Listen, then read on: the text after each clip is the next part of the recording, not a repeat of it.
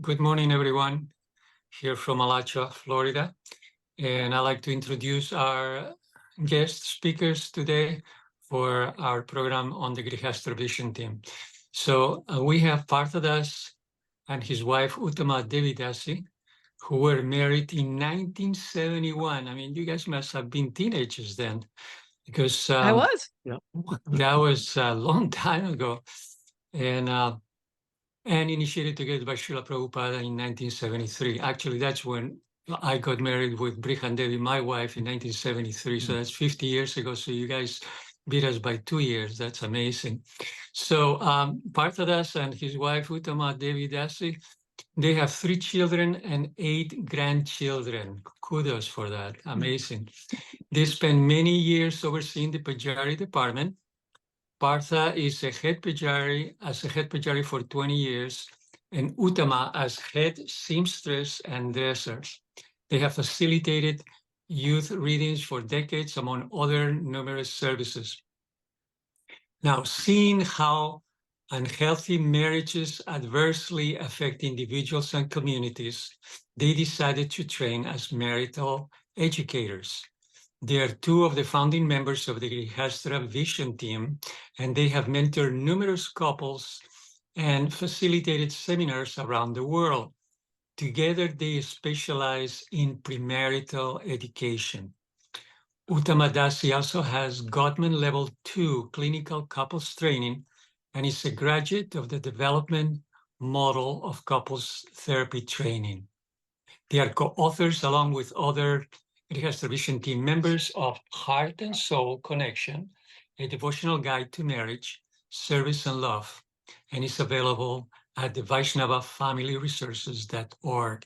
So without further introduction, please let me welcome here Partha Dasa and Uttama Devi Dasi, who are going to say a few words of wisdom, not just to the young couples that may join us in this program today, but also to the older couples, so we can learn how to get along better, how to become better devotees, and how to go through this life in a happier way, and how we can adapt these principles of Krishna consciousness into our personal lives. So without further ado, please tell us what you think, and let's start with the program. Thank you. Thank you for listening. Yeah. Thank you. We'd just like to get the blessings of Srila Prabhupada. Namo Krishna Padaya, Krishna Pastaya Bhutale, Srimati Bhakti Vedanta Swami Namane, Namaste Saraswati Devi, Gauravani Pacharne, Nirvashesha Sunyavadi, Pasatya Deshatane, Omagana Timarandasya, Jananjana Shalakaya, Chakshuram Militam Jena, Tasmai Shri Gurave Namaha, Namaha, Vanchakalpatarubhascha, Kripa Sindhubevacha, Patitanam Pavanebhyo, Vaishnavebhyo, Namo Namaha. So we titled this seminar Connecting with Our Higher Self, A Path to Better Relationships. So I'm going to get you to pop in the chat what connecting with your higher self means to you. Let's just hear a little bit from each of you. Just pop a few words in the chat. What connecting with your higher self means to you. Being more tolerant and Krishna conscious. It's interesting because Bhakti Vinod equates the word tolerance with compassion. Isn't that nice? Anyone else? Listening to others. Being balanced and centered with myself. Yes. Being kind to everyone and developing good relationships. That shows you in your higher self. Yes. That's a very important point about developing good relationships, because the manifestation of our Krishna consciousness is going to show in our relationship with others. Being present and aware to what's going on inside and my feelings. And then we can respond better, right? Connecting with Krishna and aligning our desires with his desires. Yes. What does being in higher self look like to you? He's putting me on the spot here. It's responding well in the mode of goodness, applying my Krishna consciousness. That's when I feel I'm in my higher self. How about you? I would say all of the above, and also in those rare moments when I'm in my higher self, there's a very, I would say both mentally and visually, everything becomes very clear and it becomes easier to see what to do and what to say. That's interesting. I'm going to use that later.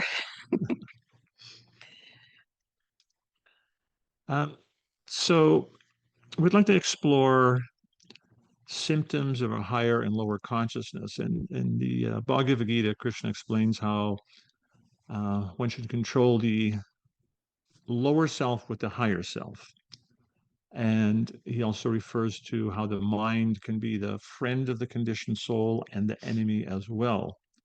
And for one who can actually control the mind and subdue that lower self, Krishna describes that for such a person, that the super soul is already reached and you can attain a state of tranquility. So that's very important for ourselves in our spiritual advancement. And it's actually essential also to be situated in ourselves to have healthy relationships. Because the more we can be authentic in who we are within ourselves, in our spiritual nature, the more we can relate to others on a spiritual platform.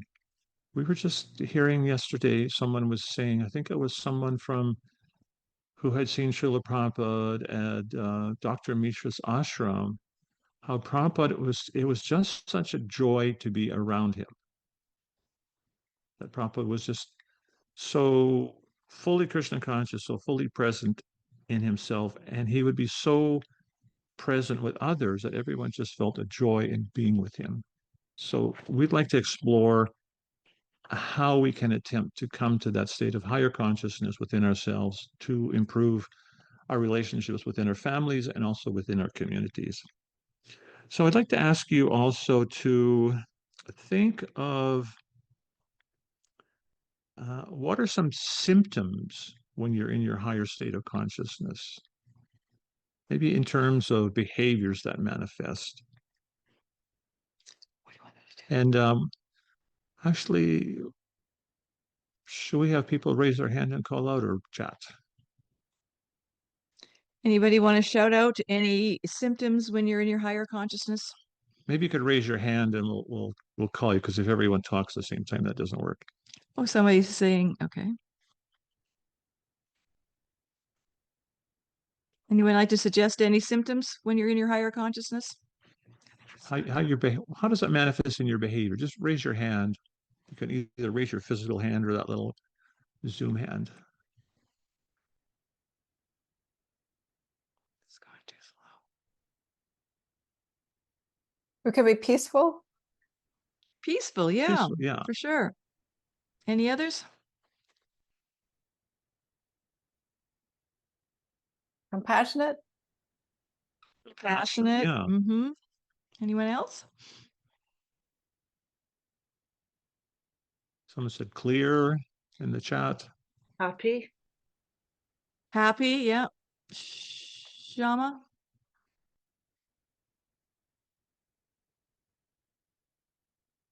She the one that said happy? Anything Yeah. else? I am. Yeah, we feel happy, compassionate, kind. One symptom of that will also be we'll be accepting of differences. Mm-hmm. Somebody else mentioned tolerant before when they were in theirs, and I think we become more helpful, Yeah, share. right. Empathic. So on the contrary, when we're in our lower state of consciousness, what kind of behaviors and consciousness manifests? Can anyone want to raise your hand and say anything on that? How does that manifest? Angry. Anger. Anger, Anger, yeah. yeah. I usually get a little judgmental. Judgmental, yeah. That's what happens to me. Mhm. Someone saying selfish, Yeah. anxious. Yeah, for sure. Maybe a little uncaring. Sometimes we might be manipulative, Ooh, I get impatient. impatient, yeah. Yeah. And Overwhelmed. also Overwhelmed. Yeah, for Mhm. sure. Sometimes we might shut off, just Yeah. become emotionally distant from those around us. And so if we look at those symptoms of our lower consciousness, and in terms of how they prevent us from, accessing our real spiritual nature, if we examine those symptoms, they're really the antithesis of Krishna consciousness, being shut off, uncaring, impatient, selfish, judgmental, harsh, or manipulative. That's the antithesis of Krishna consciousness. So it's very important that we learn to recognize, because I'm sure we all experience at some times in our lives, we enter into those lower modes of material nature and exhibit those type of behaviors, and they can prevent us from um, having healthy relationships. And so we want to explore today the importance of connection, especially within ourselves. We need to have that kind of internal peace and tranquility within ourselves. We need to be connected with our values and live our values. And then if we can connect with ourselves in a very authentic way, then we can develop a very meaningful relationship with others. And again, if we're not really connected with our own values and our own spiritual nature, it becomes more difficult for us to connect with others in deep, meaningful ways. So we want to explore some ways in which we can develop that connection with ourselves and with others. Disconnections? What do you call love close to Krishna? Oh, yeah. In terms of connection, it's actually very important because we understand Rupa Goswami, he describes there's loving relationships amongst Vaishnavas, and he recommends 6 of them. And one is to give gifts and accept gifts, to give prasadam and accept prasadam, and the last 2 are to reveal one's mind in confidence and hear in confidence. And he describes that those are loving exchanges amongst devotees, not just grihastas or family people, but all devotees. Rupa Goswami is encouraging us to have those kind of exchanges. So generally, as Vaishnavas, the exchanges of accepting prasadam and giving prasadam, we have that down Pretty good. 108% perfect. We have a passing grade at that. Giving gifts and accepting gifts, sometimes we do that as Vaishnavas in our communities. The last 2 of revealing our mind in confidence and hearing in confidence is something that tends to be lacking in our communities. Often devotees find it difficult to reveal our mind to others, especially because of the fear of being judgmental. And many devotees have had experiences where they reveal their mind to someone in confidence, only to have that confidence violated by the person who had that revealed to tells others who tells others who tell others, and then it becomes some community gossip. And the individual who originally revealed something very confidentially, they just have this feeling of violation, and it makes it very difficult for them to open up to others. So that's an extremely important principle of Vaishnava exchanges that Rupa Goswami has recommended, that to reveal something in confidence and to hear in confidence. And we all very much need that in our lives. I'm just going to describe that a bit more. So do you want to describe this connection first? Because I could talk about that. I've noticed in myself and in our communities that a lot of the disturbances, they happen over broken connections that we have with others. Something goes wrong in the connections. Maybe our expectations aren't met, or maybe the exchange was a little hurtful, or maybe we felt misunderstood. Mhm. Yeah. So usually we have disturbances because of interactions with others, because we're actually wired for connection. So when we have disconnection with loved ones, friends, and ultimately when we feel disconnected from Krishna, that's when we're not in our higher self. So we understand that yoga means keeping in touch with the Supreme. And then when we're in touch with Krishna, we can interact better with others. So this connection, it's really integrally linked to our peace of mind and our happiness. Srila Prabhupada, he described in a lecture, I believe it was in Hawaii, he was talking about love, and he was saying, why does everyone love their body? People exercise, they eat healthy. And he said, why? Why do we care for the body? He said, no one cares for a dead body. You bury it, burn it. He said, but we care for this body because of the presence of the soul. And then he said, why do we care for the soul? He said, because the soul is connected to Krishna. And similarly, he said, why do we care for others? Or, our family members, our community members? Why do we care for them? And again, he said, because of the presence of the soul and because the soul is connected to Krishna. And it was interesting, he said in that conversation, that he said, in this way, that love goes to Krishna.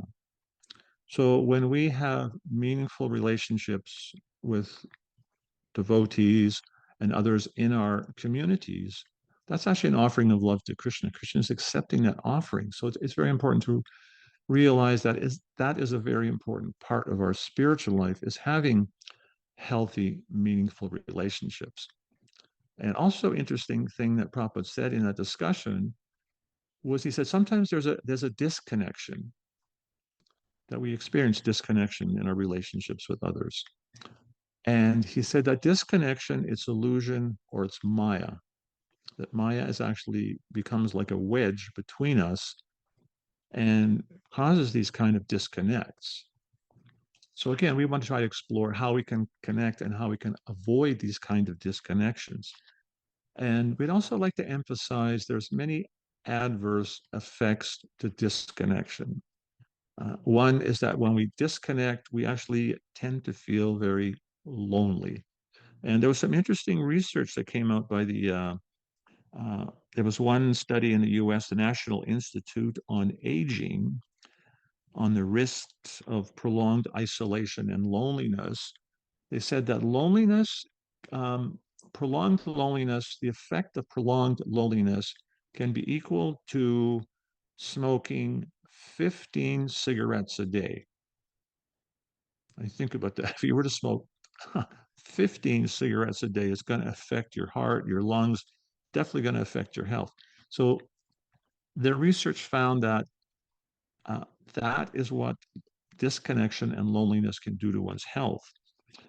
And also, there was a study by your U.S. Surgeon General. The one report they did said loneliness is more widespread today than any other major health issue in the United States.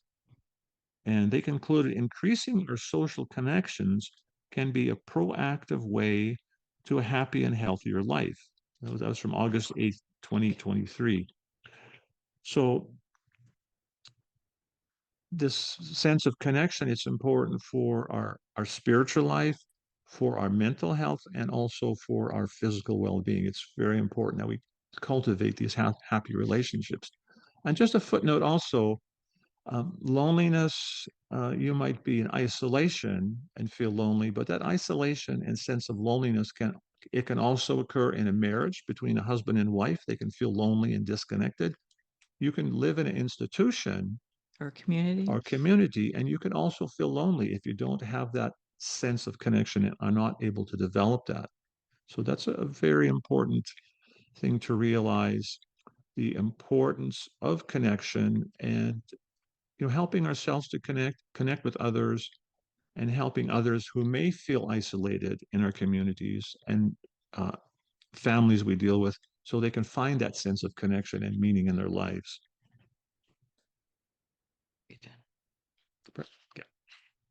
We counsel couples a lot, and we have found that very often when either one of them is under some sort of stress or something negative is happening and they're not able to respond with their higher selves, that's when all the altercations come. And we all know that. And that's what happens between individuals in our communities too. So it's very interesting because nowadays they have neuroimaging, and they can see what goes on in the brain when people have different interactions with each other. And I found that it's so interesting how they can see how Krishna has designed our brain to work. And when we understand how it works, just like Bhagavad Gita says, we need to control our lower self with our higher self. So this one neuroscientist, he came up with this hand model of the brain, Dan Siegel. And I found it so interesting to be able to visualize what Krishna's talking about in the Bhagavad Gita. So as the name suggests, you need to use your hand for this hand model. And your wrist is your spinal column. And it's that your brain sits upon. And so this palm here, it's your inner brain stem. And this thumb here, that's your amygdala. That's your guard dog. So when this is here, this part of your hand, it forms your limbic system. And your fingers up here, they're your cerebral cortex. And the tips of your fingers, that's your prefrontal cortex. So this here can represent your hand model of the brain.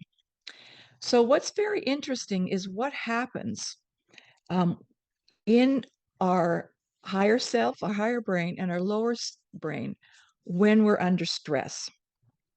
So let's start with the lower self, our downstairs brain.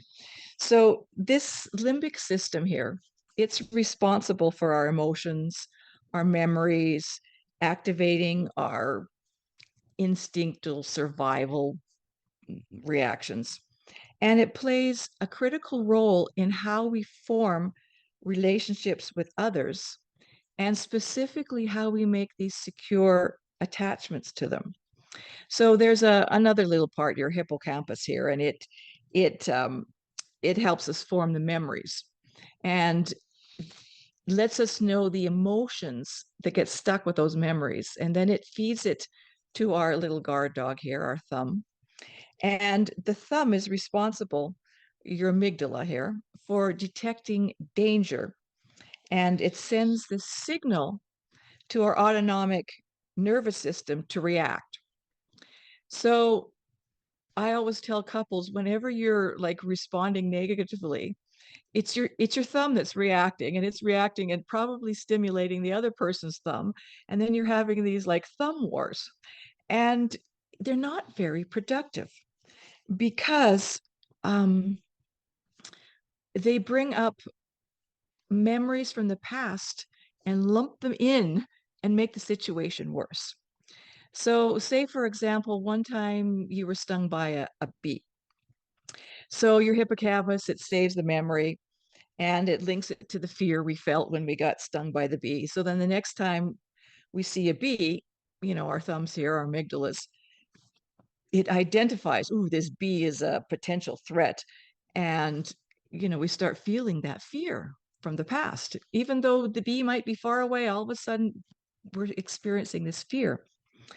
So when we experience this fear, Krishna's also arranged that our body starts to secrete cortisol. And the cortisol, it is a stress hormone that gets released, and it makes our heart start racing. and we feel like everything wants to accelerate. It's so that we can run or get out of the way or do some action.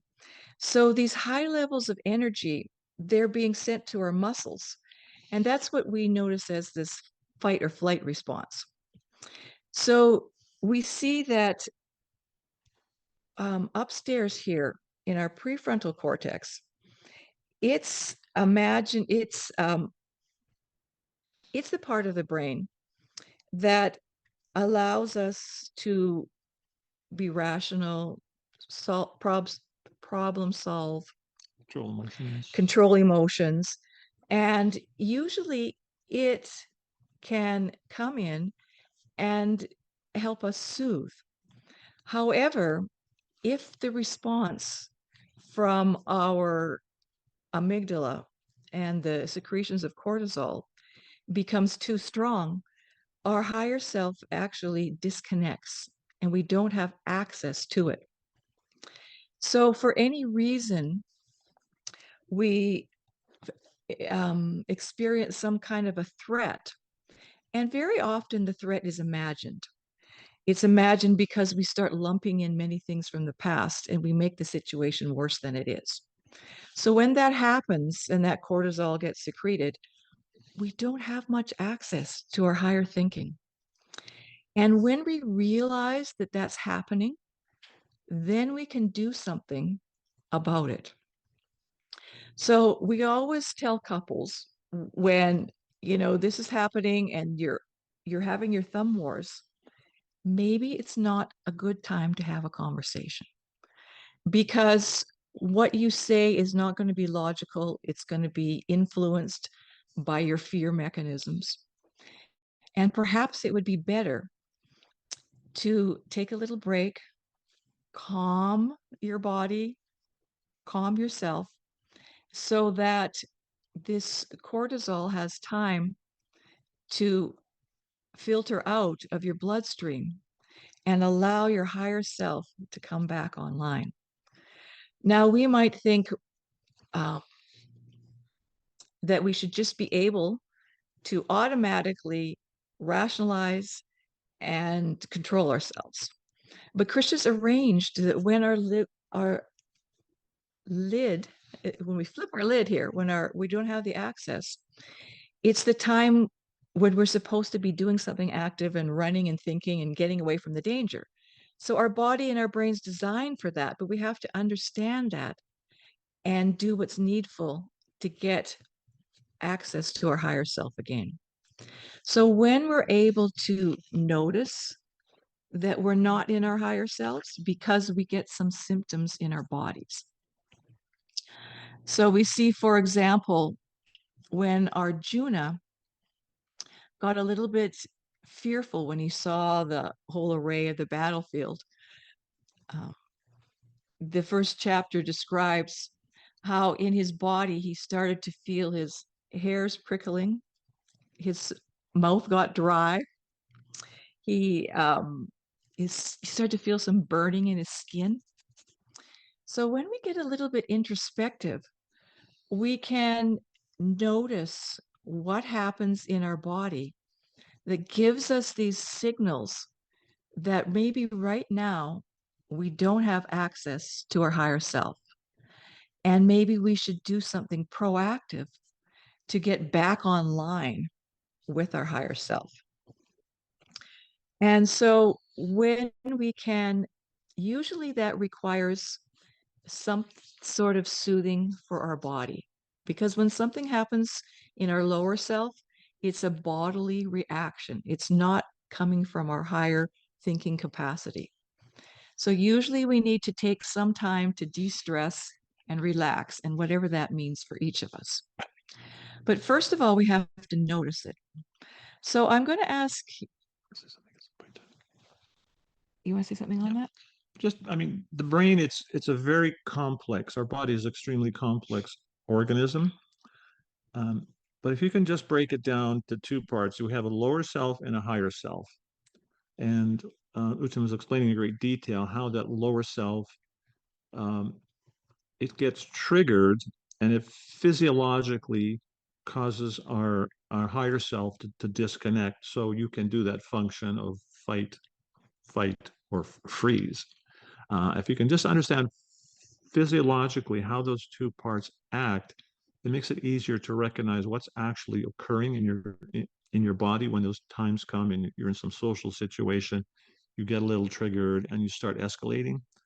And the sooner you can realize that, it becomes easier to prevent yourself from flipping your lid. And as you're saying, if you do actually flip your lid, then you need to realize you do need to remove yourself temporarily from the situation, calm down, reboot your higher self, and then come back and deal with the situation.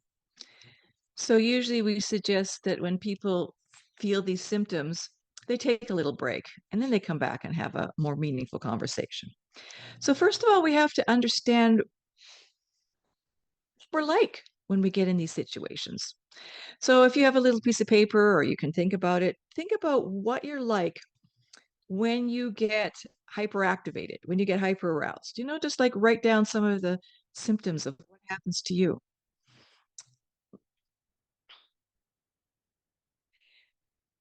For example, you might like try to up the ante in a situation, or you might start needing over seeking reassurance, or maybe we feel like we need our partner to do the soothing for us, or maybe we start, I don't know, protesting against the boundaries that other people are putting up. So many things we might do when we get hyperactivated.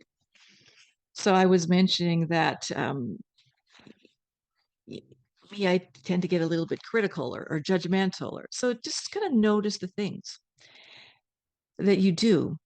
And then maybe also write down if you get any symptoms in your body that clue you in to this is going to happen. Like I was explaining how Arjuna felt his mouth going dry.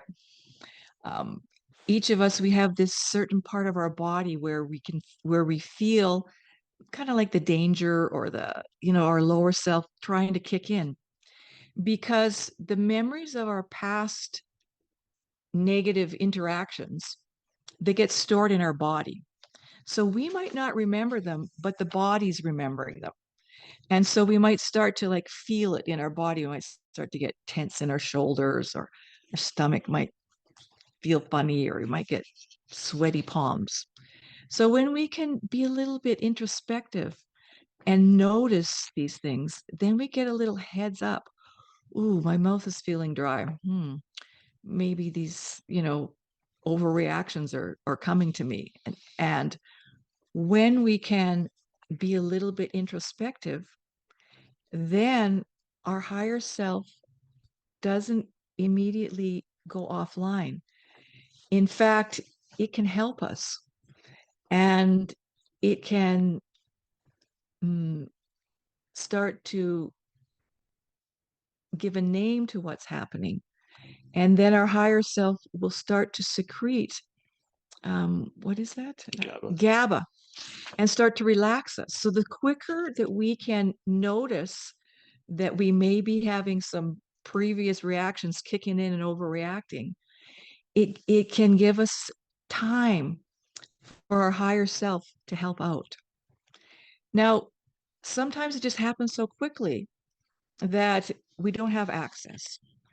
And that's when we need to find out what works for ourselves to regulate our emotions and be able to allow that cortisol and adrenaline to, unfilter from our nervous system.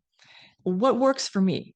What does it works for me? Is it deeper breathing? That's always a good go-to. So you can think of what else you want to do. Maybe you need to go for a walk. Maybe you want to lie down and do some, yoga nidra exercise, or maybe you want to sing at the top of your lungs. Anything that can help you regulate your nervous system so you're back in your normal state. And then your higher self can be there to interact properly with others. In the Bhagavatam, there's two interesting examples. different social interactions in which this kind of occurred.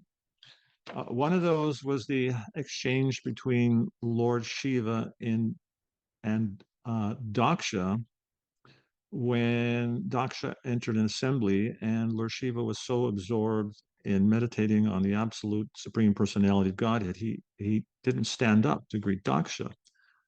And Daksha, he had a lot of negative feelings stored in his lower self about Lord Shiva. And he became very much offended by Lord Shiva. And I don't know if any of you know what an electroencephalograph is. It's a machine that you put it on your head, some electrodes, and you can measure your brain waves. And there's an interesting gentleman in Vancouver who became a devotee because he became interested in spiritual life and was trying to understand, is there some process that can make the mind peaceful? So he had one of these devices and he went to different spiritual groups and he said, well, can I put this on your head and take some measurements when you're doing your spiritual practice? And so he said he went to these different organizations, Buddhists and others, and when they were doing their meditations, he would put this thing on their head and he would watch the chart. And he said almost all of them, they were doing their meditations, but their brain waves were going all over the place. And somehow he met a devotee in Vancouver who said, oh, come try it on some of the Hare Krishnas. So he came to the temple and he said he was amazed. He noticed that the brain waves of the devotees, when they were Absorbed in chanting. they were very, very calm, very calm. And he was so fired up about that, he became a devotee.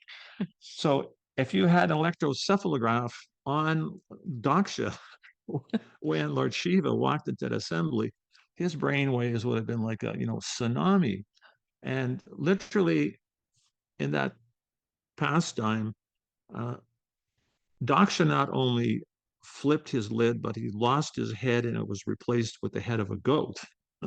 And it was a family catastrophe, actually, what happened because of Daksha flipping his lid. On the other hand, we have this scenario where Jatavarta, he was conscripted by King Rahugana to become a palanquin carrier.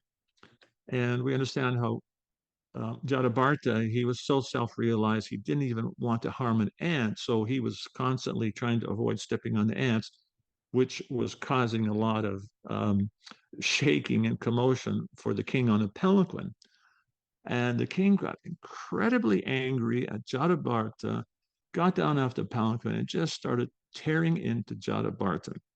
And if you would have had a electroencephalograph attached to Jatavarta, it actually describes that Jatavarta, he felt just a little wave of dissatisfaction.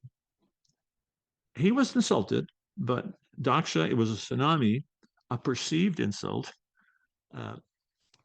Jatavarta was directly, severely insulted. He just felt a little wave because he was so fixed in his spiritual consciousness, and he wasn't moved by that wave. And he just began to explain to King Rahugana, well, actually, I'm not fat, I'm not thin, I'm just a pure spirit soul. And he began to explain the highest truth to King Rahugana, and King Rahugana realized, wow, I'm dealing with a self-realized soul, and he offered his dandavats. So it's possible to control the mind. Jatavarta was a very highly elevated soul, but it's important for us to realize from these examples that we don't want to end up like Daksha, flipping our lids, because generally when we flip our lids, lose touch with their higher self, those are the times when we say the wrong things, do the wrong things, and generally it amounts to Vaishnava aparad. And sometimes in our close relationships, especially for grahasta, sometimes we don't realize that, if we say harsh words and cruel things to our spouse, maybe it's behind closed doors, but they are a Vaishnava, and it is actually Vaishnava aparad, and that's actually detrimental to our spiritual life. So grihastha ashram and all our social exchanges in communities, they're opportunities for us to make spiritual advancement. So sometimes people might ask, well, why does my spouse annoy me sometime? Or why are there annoying people in the community? So why? Why did Krishna put that annoying person in my life? I get to practice, I You guess. get to practice. Yeah. One of our god sisters, she went to Mayapur on Parikrama there, and was with this ladies' traveling party. Sure. And she said everywhere she went, all the different tirthas, she was praying, please help me become tolerant, more humble than a blade of grass. And she said the next day, this individual lady came into her party who she said was the most annoying, egocentric person she'd ever met. And then she said she began to think, Krishna, why are you doing this? I come to Mayapur, I spent all the money to come here. I'm just trying to have a good time, make spiritual advancement. Why is this happening? And she said she just realized all of a sudden that this is what I was praying for. I was praying to Krishna, please help me become tolerant. So Krishna sends us opportunities to practice that. And so we actually practice developing those qualities of controlling our mind and developing that patience and tolerance and having healthy relationships, these loving exchanges with devotees. Because as we develop that sense of affection for our family, for our community members, then that tolerance, it doesn't become like teeth gritting tolerance, but the sense of developing love and affection for others, it transforms that tolerance into patience And compassion. and compassion. So when we can be a little bit introspective on what are our responses from our lower self. So there's a question about what does it mean to be introspective? Sometimes it's a matter of just looking back and thinking, oh, how did I react at that time? And if we can see, is there something else that's coming into it? Like, did it remind me of something that happened in the past? And is that something that maybe I got to, look at and come to grips with and sort out in my mind so that it doesn't keep coming up and interfering with my responses to other people? So we want to look and see if there's something that triggers us in certain situations, and also notice how we get those signals in our body and what we can do to relax our body so that the triggers don't come up. That can be very, very helpful. And when we start noticing how it's working, it becomes way easier to deal with it. So I noticed, I went over to the temple for some festival, and all the festival decorations are going on. And somehow or other, something triggered me and I felt in a bad mood. And I started, just being a little snappy. And then I was thinking, what am I doing? It's like, and I just took like 3 deep breaths and I realized it's nothing to do with what everybody's here. Something's triggered in me. I can take a deep breath. I can think about it later and I can go on with my services. Now, if I wasn't consciously aware of the process happening, I might have just gone on being grumpy and blaming it on everyone else. So the more we become aware of how it's happening to us, Krishna. and that we can, that was what I'm answering. Oh, And you didn't indulge the question. I did. Okay. He's spacing out. I said, there's a question in the chat. Then we can be a bit more proactive and we can learn better strategies. So what we want to do is to notice what happens when we hyperactivate and what happens when we start shutting down. What are the reactions that we do? What are the feelings and sensations that we get in our body, and how can we fix them? And we want to see what are our patterns of strategies that we habitually go to so that we can change them.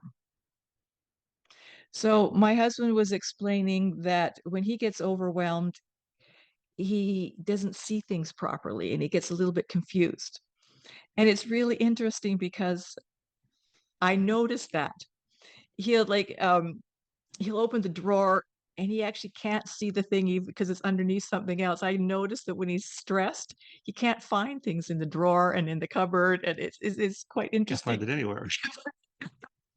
So for him, his vision starts to go a little bit blurred. It's just somehow I get so mentally absorbed in the stress that my visual function, Shuts the down. energy is not going, all the energy is just going into this internal stress within my mind. So I noticed that when he can't find things, oh, he must be a little bit stressed about something. And then I can go in, I can, you know, ask a question about it or help out in some way because I know the symptoms. So sometimes if we're not figuring out what our symptoms are, we can just ask someone close to us and they notice it. Mhm. Like I had a couple that I was counseling the other day, and she was saying that when she gets triggered, she starts shutting down. And I said, well, what happens to you when you shut down? And because she was describing the turmoil of shutting down, she couldn't really think about it. And I turned to her husband. I said, so what does she do when she starts shutting down? He said she stiffens her back and she starts looking down. And then it's like he knew exactly what her body did before when she was going to that state. So either we ask someone to help us or we just, take advantage of different opportunities and look back and see what our symptoms were. And then we can analyze what are the strategies that we have been using to cope in these situations of stress that really aren't working for us. Like, what's our go-to strategies? And perhaps when we notice that these are our go-to strategies, we can calm our body, we can get our prefrontal cortex back online, and we can respond from our higher selves instead of just our conditioned responses, because that's what we call conditioned life. Yeah. And that's important to understand that, again, this is part of our spiritual practice, a part of anartha nivriti is to realize these things. And if we examine these symptoms of lower consciousness, especially in relationships, they're in the lower modes of material nature, passion and ignorance. And when we have healthy relationships, it becomes in the mode of goodness, and we're moving hopefully eventually towards pure goodness, Shuddha. And Srila Prabhupada describes in the Bhagavad Gita, 14th chapter, how Krishna's nature is Shuddha, pure goodness. And if we want to attain Krishna, we have to learn to develop that Shuddha, that pure goodness. And so 14th chapter describes how those modes of material nature are competing for supremacy. And we all experience that. And Prabhupada describes in one purport in that chapter how by practice one can develop the mode of goodness, by practice. So if we can, as the original question on the chat was, do you have to repair in the future? Well, that's good. If you realize you went off the rails, how can you unpack that incident and figure out how to do it better next time, and how you can learn on the fly, on the go, when things are happening, to make those corrections to keep yourself more in the mode of goodness. And that is yoga. Prabhupada said all processes of yoga, even bhakti yoga, they involve mind control. So we want to control that mind, utilize our higher self to keep the lower self in its proper function, so we can act in these Vaishnava ways and have healthy relationships and not get influenced and triggered by all these different things that sabotage our relationships. Mm-hmm. You want to talk about positive bias? I'm going to go into pony thing. Yeah. Half an hour left. Yeah, go on there. In our relationships, also, it's very important to. Are some of you here initiated by Bhakti Tirtha Maharaj? Doesn't matter. Don't wait for it. Anyway, he used to say how he used to talk about the importance of the attitude of gratitude, and that's an extremely valuable, important point, because when we develop that attitude of gratitude and appreciation, for those around us, our family members, our wife, our community members, and especially when we can express that verbally, it adds value to their lives. But also, it helps us develop.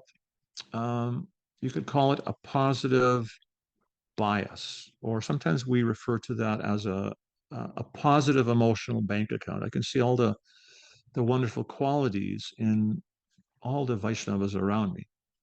So if I'm developing that attitude of gratitude and looking for things I appreciate about others, it creates what you would call a positive bias or a positive emotional bank account. And why that is invaluable, it's just like if you had, say, $100,000 in your bank account and something happened, you had to withdraw 100, that's barely noticeable. It's barely noticeable. However, if you only had $500 in your account and you withdrew 100, it just went down 1/5. It's a little jarring. You notice that right away. So in a similar way, in our relationships, if we're not developing the attitude of gratitude and appreciation, and on the contrary, if we begin developing a negative bias, seeing faults in others and criticizing and having all this mental dialogue about what all these people are doing wrong, you're going to have a very low emotional bank account. And then when some negative exchange happens, in your marriage or in your community, it's going to be amplified by the fact that you have that negative bias. So developing that sense of appreciation and gratitude for those around you and expressing it is a very important part of our spiritual practice, to do that, to appreciate those around us.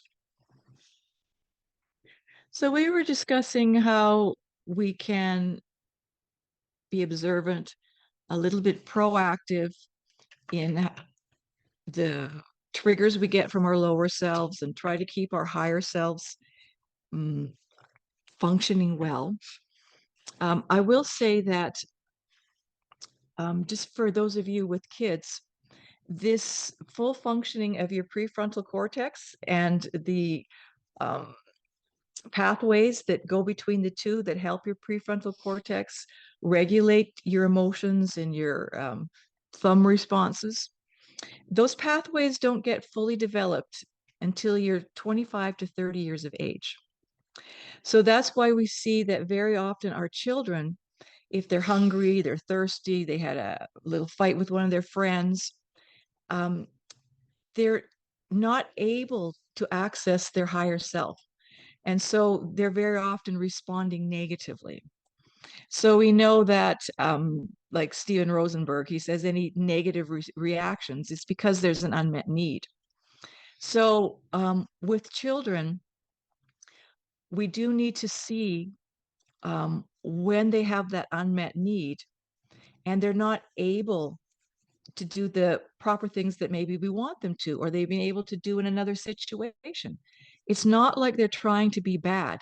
They just don't have access to their higher self at that moment. And they need the modeling from you, how to relax, how to calm themselves and get back where they have access to their higher self. And then they can do what's required. So to expect them to be able to do it when their higher self is offline is not reasonable. Instead, our job is to teach them how to regulate their emotions so they can again get access and choose how to do that. And so we can also teach our children to notice their responses and to notice what helps them to get back in their higher self and encourage them to practice those things in those difficult situations. And that's our job as parents. So we need to do it for ourselves and we need to help our children do it. And sometimes we need to be compassionate and help others around us. So in the Grahasta Vision team, when we first started, Krishnandini, she told us this little parable about finding a pony. And we use that all the time in our seminars. It's basically Steven Rosenberg's Finding the Unmet Need. However, when you have a little story that goes around, it helps you remember it a little bit better. So at Christmas time, very often parents can try to induce their children to behave well by promising some gift. So these two boys, they were promised a pony for Christmas. So Christmas morning comes and they're all excited to get up early.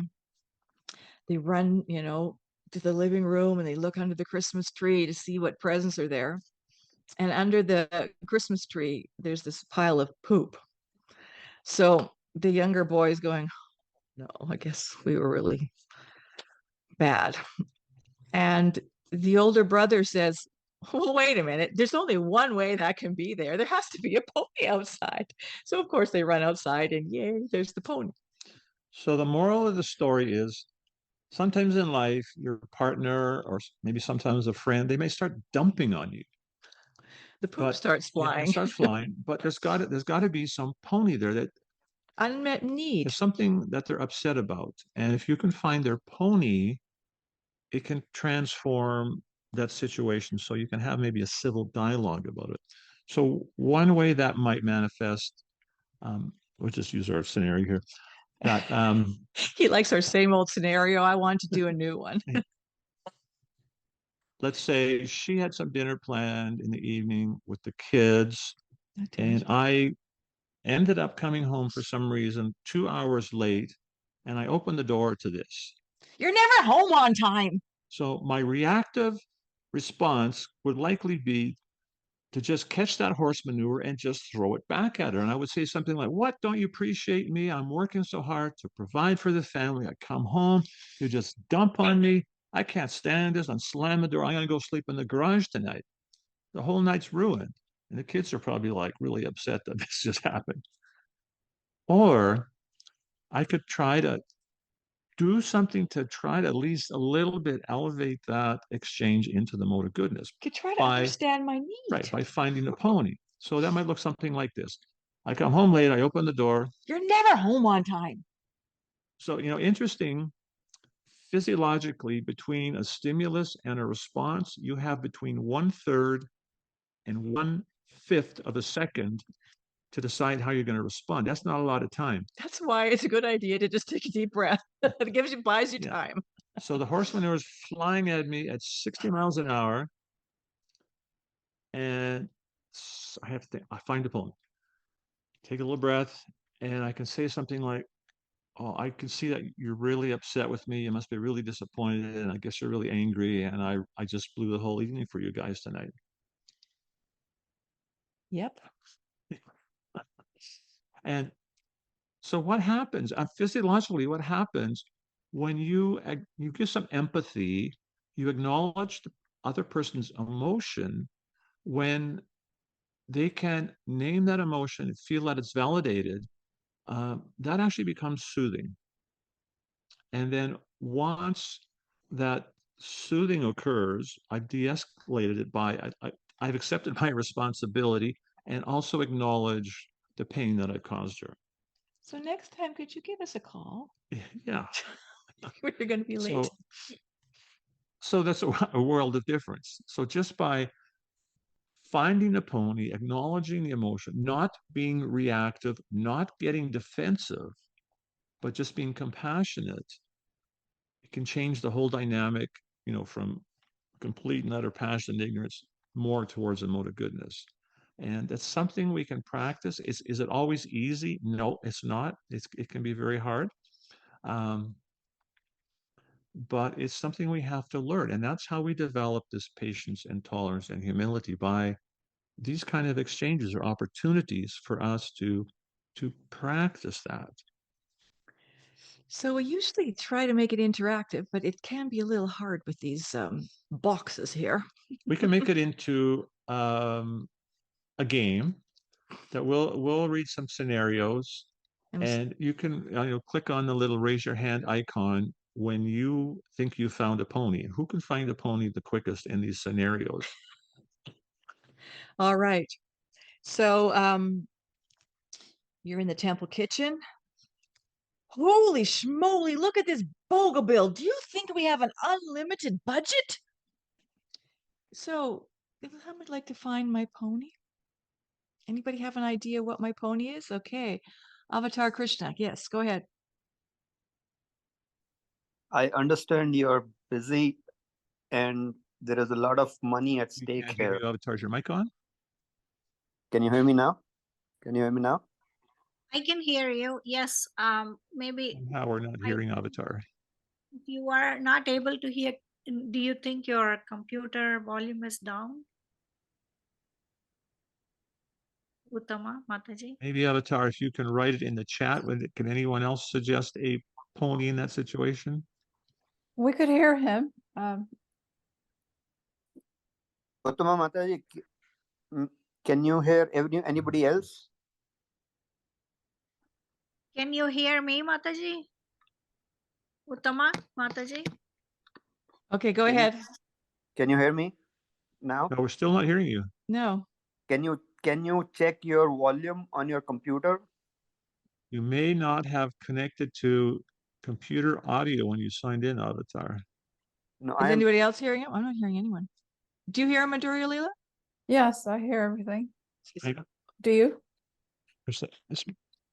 Battery 80%. Sorry. Okay, Try can you hear again. me now? We can hear Yes. you now, yeah. It was my fault. That's okay. So my pony is here. I know you're upset with the amount of money to be spent for bhoga. We need to look into this, how we can make this better for next time, or maybe make some changes to the menu now. So what was the person's pony? Okay, they're upset. Why am I upset? You're giving fixes, solutions, and that's good second step. No, First I said- step, we need to I said- find the pain. Yeah. What's my pain when I see this That- boga bill? That you are spending my a lot need. of money. You're spending a lot of money. That's what I said first. Okay. Yeah. So, Well, actually, you're the one that's spending the money. And they're concerned that you're spending a lot of money. yeah, so the first thing is you're really concerned that I've blown the budget, right? Yeah. So the concern is about the money. You got it right. Yeah. All right. Let's try another one. This is a real life one. Go That's ahead. what usually happens when we're going to the airport. You're always so slow getting ready. We never leave on time. All right. What's his pony? What's my pony? Someone else like to try? The horse manure is just zooming towards you. What's his need?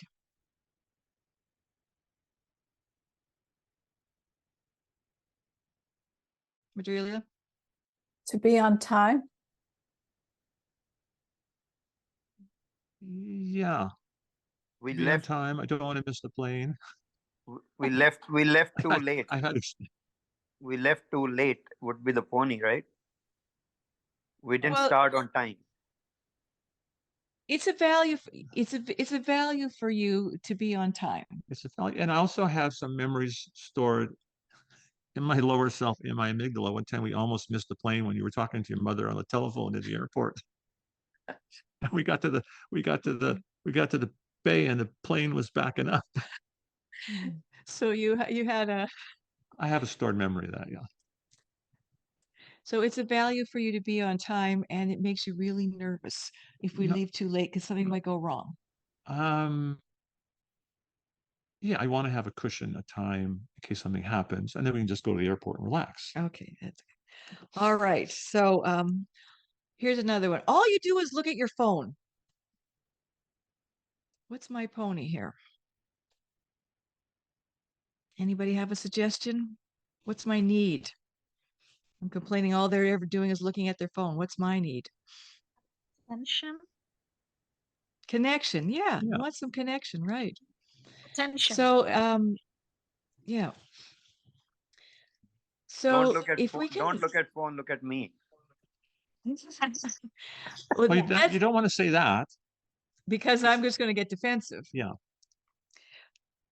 So finding the other person's pony is dropping our defensiveness and seeing the need and the compassion for the other person. And that's a very motive goodness quality.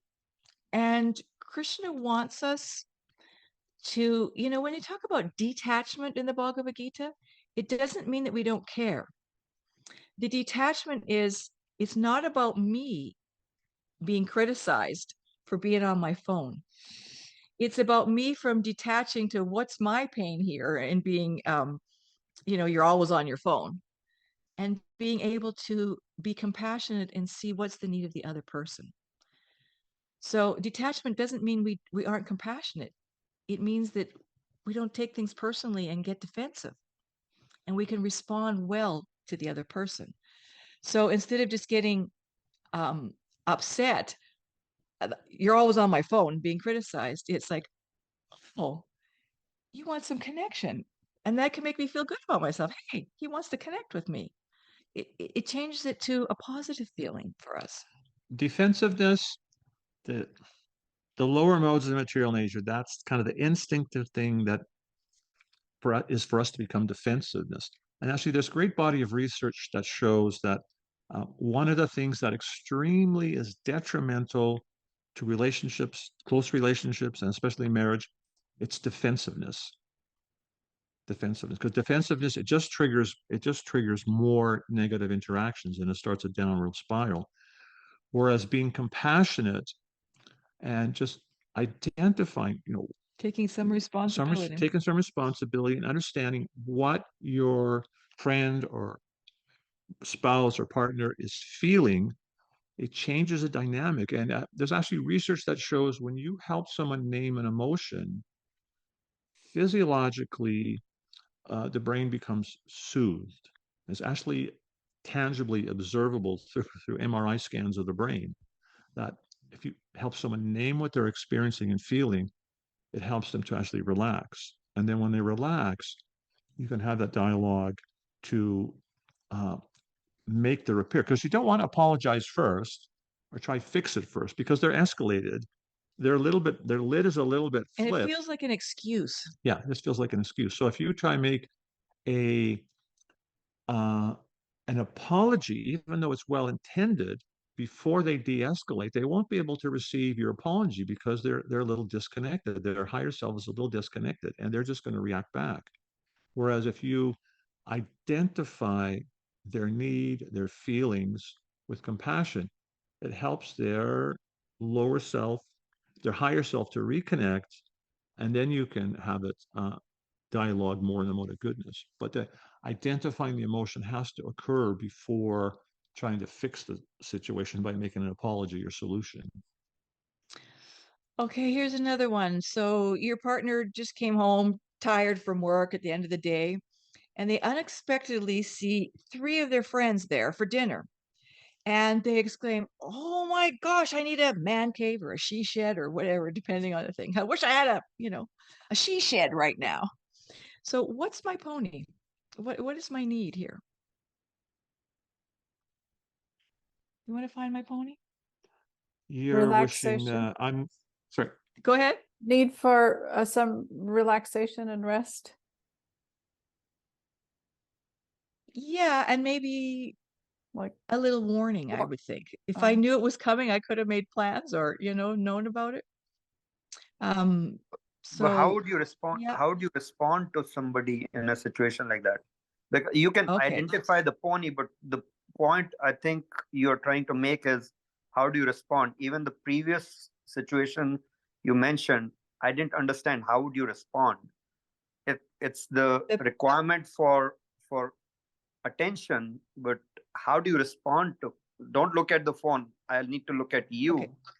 How do you respond? Okay, so if someone says, "You're always looking at your phone," then I could respond, "Oh, I'm feeling like you'd like to connect with me." Or maybe you might say something like, "Oh, I see. Maybe you're worried I'm wasting my time," or something. I mean, it can be very difficult. I mean, you have like 1/3 of a second to try and figure that out, and that's not easy. But even if you say, "I'm guessing that you're feeling," just understanding that even you can try, you can make that an attempt. It takes a little bit of the pressure off. You say, "I'm guessing that you're feeling." Just the fact you say, "I'm guessing that you're feeling," it shows I care about you, I care about your world, I care about your emotional world. And if you don't get it right, you can always try again. Or just the fact that you've tried, they may de-escalate a little bit and say, "No, I'm actually upset because of whatever it is, X, Y, Z." Okay, so here's one for you. We have a Why don't you question. remember to put things away? Okay. Somebody has their hand up. Hemant. Yeah. Hare Krishna, a quick question.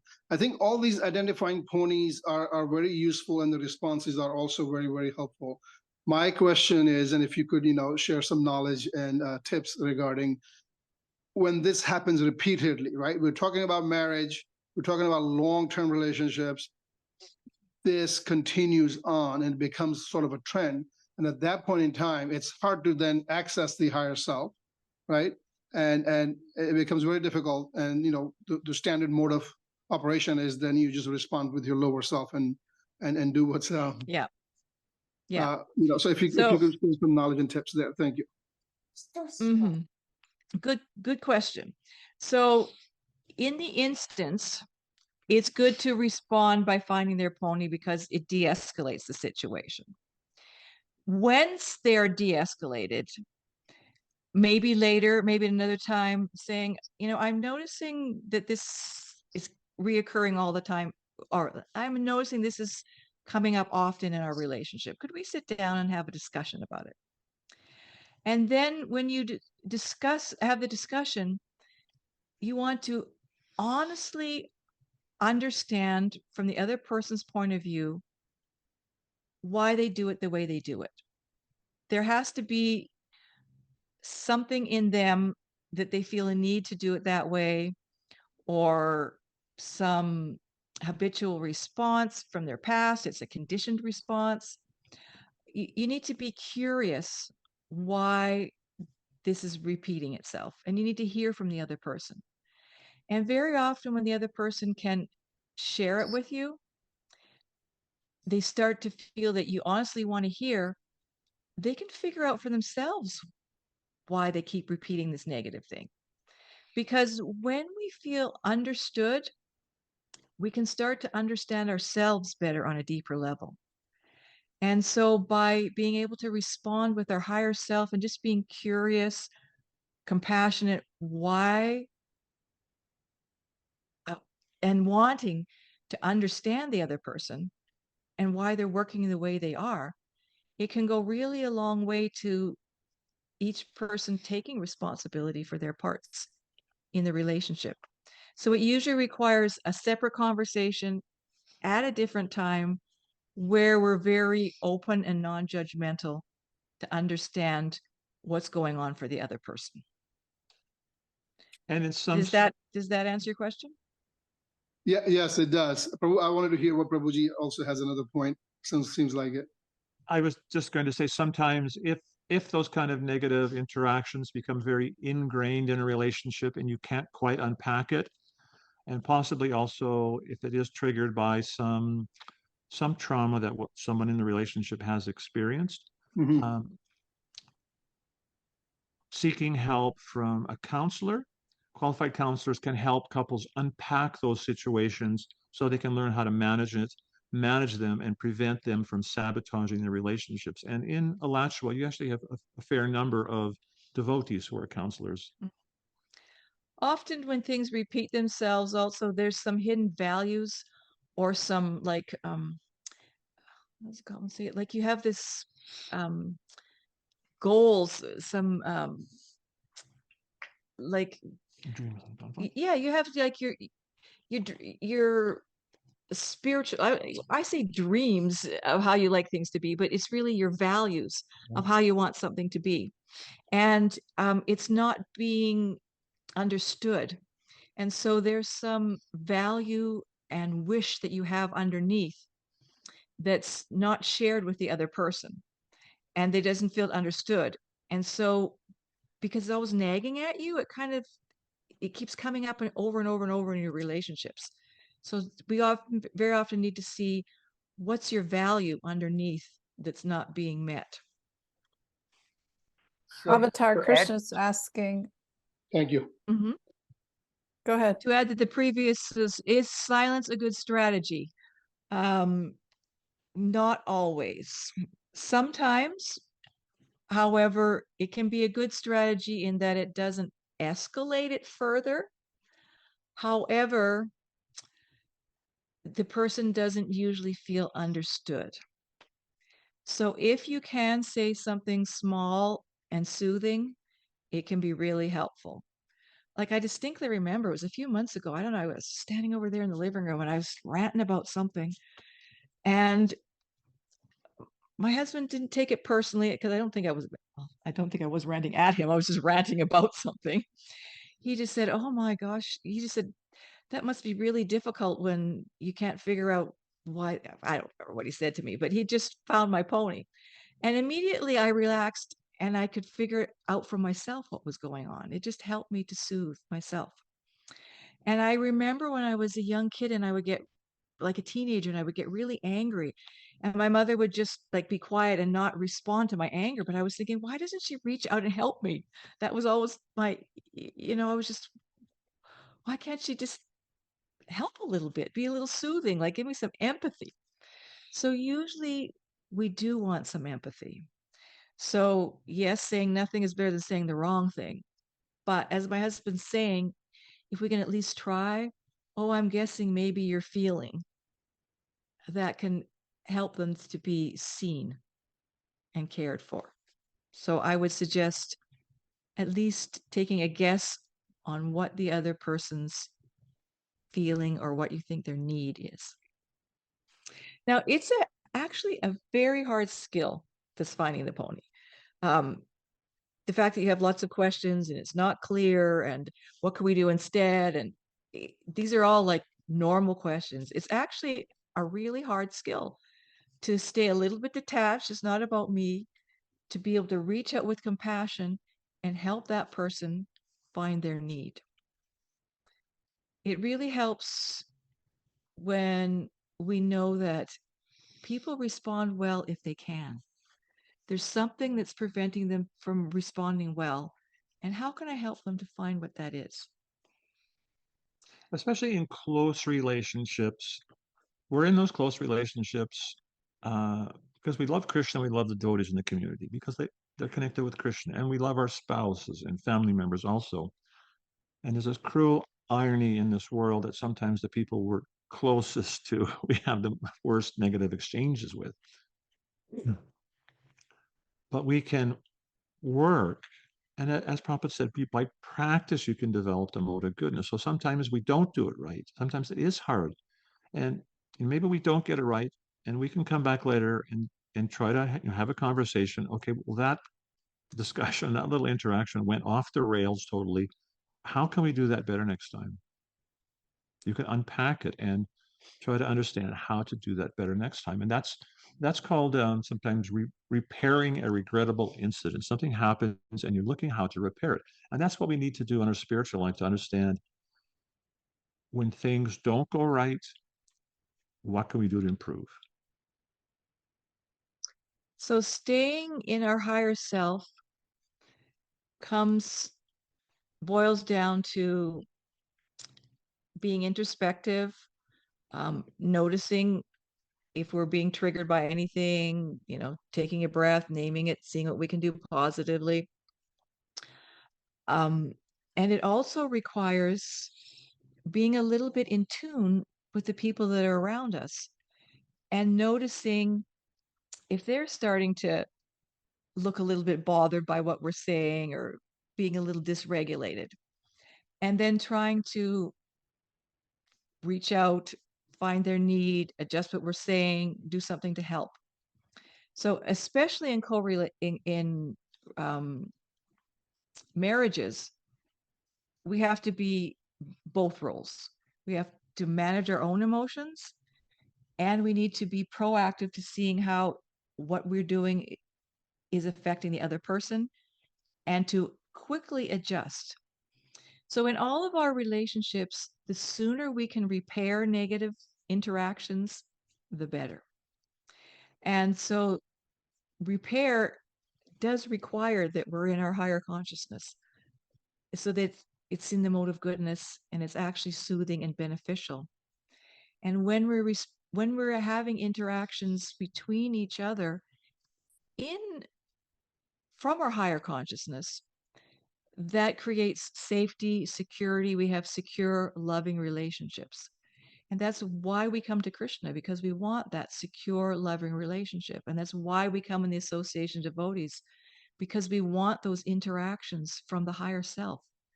That's what gives us that feeling that we are all connected with Krishna and we have that secure bonding. So this yoga of bhakti is because we want to reunite with these connections with Krishna and his devotees. And that's possible from our higher selves. And we can do that by practicing within ourselves that emotional regulation of realizing physiologically when we do kind of disconnect from our higher self, especially realizing when we escalate and how damaging that can be, and just understanding that we need to self-soothe, just recognizing that many couples have told us that's a total game changer in their relationship.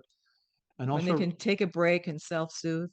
And also realizing that, if your partner or friend, they're escalating, you can help them self-soothe, as difficult as it may be, if you accept some responsibility for the situation and acknowledge what they're feeling and what their need is, can make a huge difference.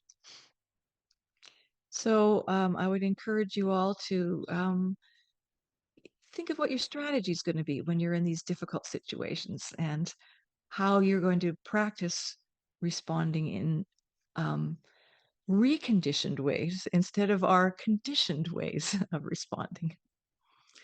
We're going to open this up for questions. If anybody has anything else they'd like to ask, Hemant. Hare Krishna. So quick, I guess one question, great presentation and, really, really helpful. My question is there a standard library of here are the issues that goes through and here's how, do you think it's a good strategy? Maybe that's what I'm trying to ask, right? Within a couple, within a family, here are the issues that we constantly run. You're always late. I think one of the conversation, one of the example was that you're always late. I find myself in that situation. It takes me 5 minutes to get ready, no matter where we're going, right? And depending on where we're going, it takes anywhere from 30 minutes to an hour or maybe longer for the rest of the family to kind of come up. So, I'm imagining here are lists of issues that we have seen historically that are my ponies. Here are a list of issues that she has seen historically that are her ponies. And we sit down and strategically develop. Here, in this situation, here's how we act. Here are the trigger points. Here are your trigger points. Here are my trigger points. Yeah. And then, have a strategy that kind of, is ready, that we repeat on a regular basis so that at least avoid 50% of the issues going forward. Do you think it's a good idea? Yeah, it's a working. That's a great idea. Yeah, it's a work in progress. You unpack those things one at a time. You don't want to try solve them all at once. And it's very interesting that this thing like the time perception, how we all kind of experience that in different ways. It never goes away in our relationship. And so that's what we would refer to as a perpetual problem. Couples have solvable problems. Are you going to live in Gainesville, in Alachua, or do you want to move to Sarnagiri? That's kind of a black and white. You got to make a hard decision. Things like, what time are we going to leave? How much money do we want to spend? That's like something that's going to keep coming up in a relationship, and it's called a perpetual problem. Research shows that happily married couples can have up to 69% of their challenges that are these perpetual kind. Never really forever solved. So they keep popping up. Yeah. So how can they be happy? They're happy because they learn to understand each other, what their feelings are in those situations, what their needs are, what their values are. They respect each other's needs in those situations. And even though they're different, they can honor the difference and they can love each other, and they just negotiate the situations on the fly. It doesn't become confrontational. It becomes just something, okay, we'll just negotiate it on the fly. Because when you understand each other, this is the problem. Okay, when are we going to go to the airport? When are we going to go to the temple? That's the size of the problem. When you don't understand each other, the problem starts to look like this. It just becomes overwhelming.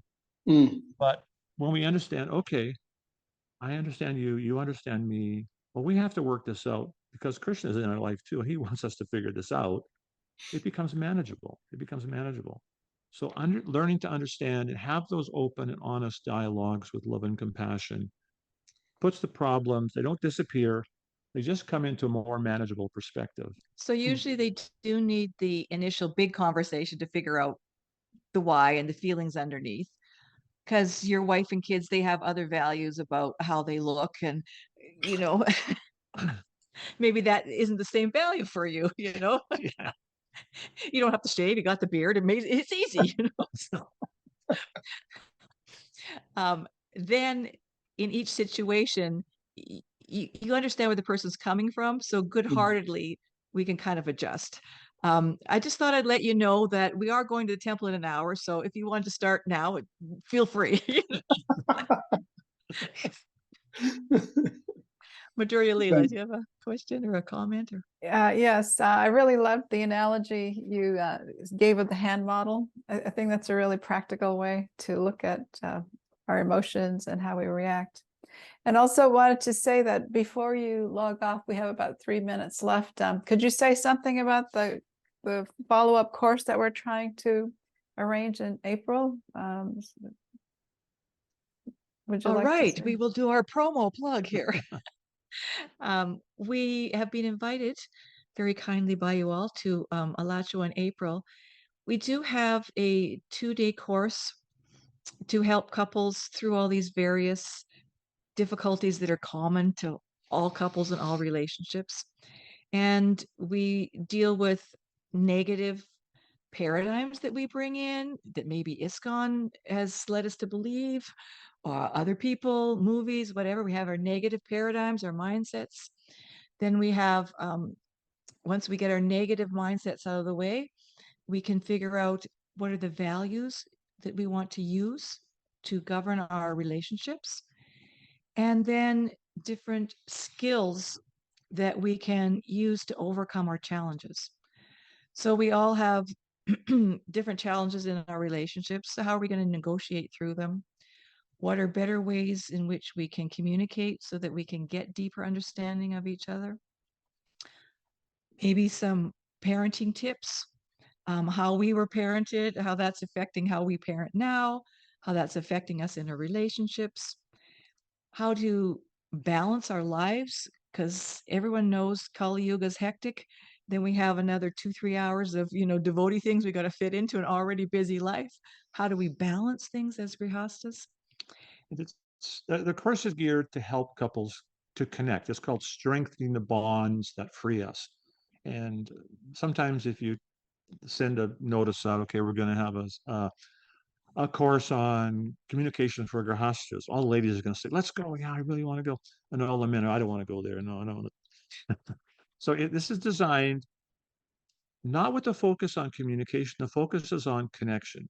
Communication might be a part of connection, and it is a very important part of connection, but we're really looking at how men and women can understand the differences in their nature in a way that can help to bring a harmony so they can connect and both get their needs met in the relationship. And we're looking forward to meeting you in Alachua in April. Thank you. And does anybody have any other questions they'd like to ask or make comments?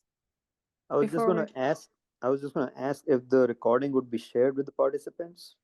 Yeah, it's actually going to This one or the other one? Both. Which recorder? This recording, the course, we're not going to record because that's personal. But this one, yes, it's actually already on Facebook and YouTube, but we will edit out clean up this one and post it again. Thank you. And we do have a website called VaishnavaFamilyResources.org. There's all kinds of articles and link to a YouTube channel and many different things grihastas can take advantage of there. Sarit's asking, So we can also post this on our YouTube channel too. Yes. So thank you. Sarit is asking, is this course just for couples? No. We do like there to be a fair amount of couples there because it helps the singles to be able to experience dynamics and learn from it also. We do take people before marriage, and we also sometimes have leaders and preachers attending our courses so they can understand how they can better help the congregation that they're serving. Montreal wants the head brahmachari sent the brahmacharis to take the course because he said he realized they're all going to eventually get married.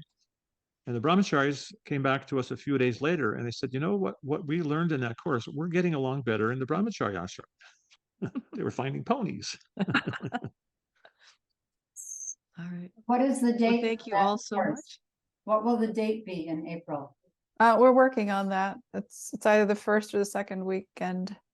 Oh, okay. We're just juggling with a few other temples, see who can, Yeah. you know. So we'll get back Okay. to you shortly. They will. Okay. Okay, Mahesh Prabhu. Well, Hare Krishna, and thank you very much for being here today. It was really a pleasure to hear from you. And something to learn that some of these ponies, they never go away. So you got to keep working on it, even though you have been married for 50 years. Yes. So it is a work in progress. You just have to keep going. Yeah. And It's just that hope now for the we laugh best. about them. Before we used to get really aggravated. Now we're kind of like laughing about them. That's the difference. I like to tell couples, do you want your kids to grow up in a house where there's a bunch of ponies, or do you want them to grow up in a house where there's horse manure flying back and forth? You have a choice. Yes, very nice. Thank you. Thank you for your kind words and your words of wisdom. And hope to see you here in Alacha back in April. And thank you for your kindness. And we'll keep the conversation. Thank you very much. Thank you. Thank you Hare very much. Krishna. Thank you. Hare Bol, Namaskar Hare to Bol. Thank Prabhupada. you. Vachakapatra Namaskar to Srila Prabhupada. Hare Bol. Hare Hare. Hari Bol. Thank you, everyone. Thank you. Hare Bol. Very well.